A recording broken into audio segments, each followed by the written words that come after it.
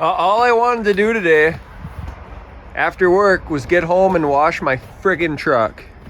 It's all full of salt, stuff's melting here in Minnesota. I went to turn on my water spigot, which is, you know, always been on, never been an issue. But you turn it on and you get water pouring out of the anti-siphon mechanism. So I'll take this apart, which I can show you kind of what the insides were. Say hello. And we had this piece in there.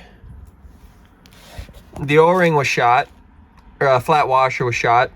So I tried putting a different one in there.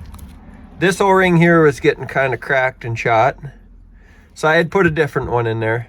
No matter what I could do, I could not get this thing to stop leaking, okay? And I probably in these parts, you know, it's about $1.80. Trip to the store with gas prices right now, $4 a gallon, you know, it gets pricey.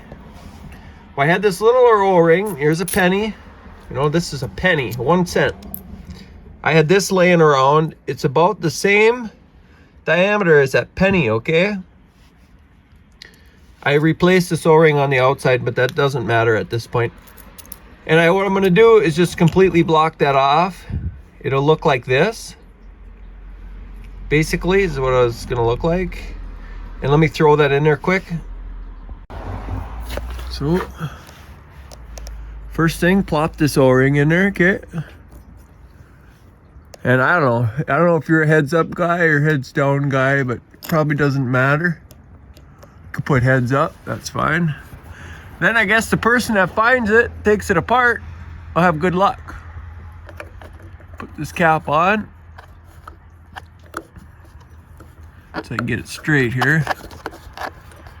Cap is on. Turn it on.